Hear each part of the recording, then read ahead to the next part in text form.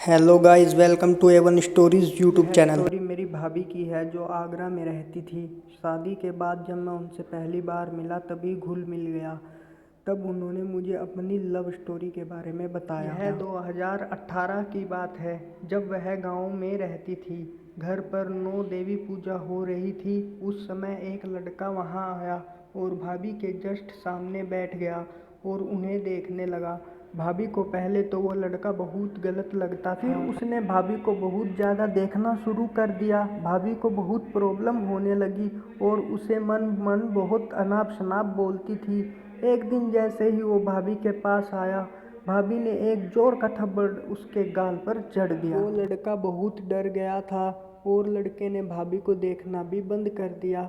वो लड़का उन्हें अब परेशान नहीं कर रहा था, उसने उनकी गली में आना भी बंद कर दिया था। तब भाभी को बहुत परेशानी होने लगी क्योंकि उन्हें उस लड़के को परेशान करने की आदी हो गई थी।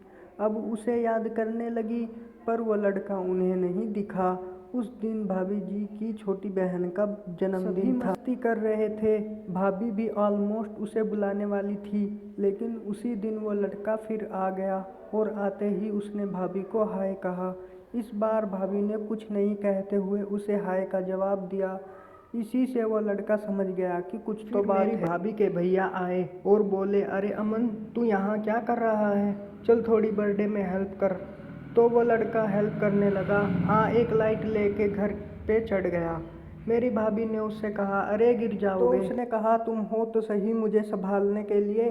भाभी ने स्माइल की और वो भी स्माइल करने लगा। फिर बर्थडे सेलिब्रेट हुआ, तभी पार्टी में एंजॉय करने लगे। तभी वो लड़का आया और अरे मैं तुमसे कुछ कहना चाहता हूँ।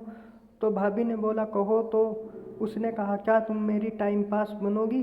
तो भाभी ने कहा, क्या कह रहे हो? तो वो लड़का पहले डरा और उसने बोल दिया, आई लव यू, मैं तुमसे बहुत प्यार करता हूँ कि तुम मेरी ज़रूरत हो।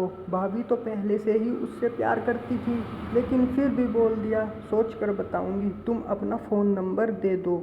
और 2 दिन बाद भाभी ने बोल दिया, और भाभी की लव स्टोरी शुरू हो गई। आफ्टर 6 मंथ तक भाभी की शादी तय हो गई और वो लड़का दोनों अलग हो गए। इसी गम में भाभी ने अपने हाथ पर उसका नाम चाकू से लिख डाला और यह बात सुनते ही उस लड़के ने भी भाभी का नाम हाथ पर डाल दिया। शादी वाले दिन तो लड़का बहुत रोया और 3 दिन तक रोता रहा। फिर भाभी ने उससे मेरे फ़ोन से कॉल की और कहा, तुम मेरे देवर के दोस्त बनकर मुझसे मिलो, मैं तुमसे मिलना चाहती हूँ। मौका देखकर मैंने उन दोनों को मिलवाया और लड़का दोनों मिलते ही बहुत रोए और जो भी मन की बातें थी सभी शेयर की। आखिर में लव का दी एंड करने जा रहे थे। मैंने कहा, जस्ट स्टॉप, मैं किसी को नहीं बताऊंगा, तुम अपना प्यार रेगुलर रखो।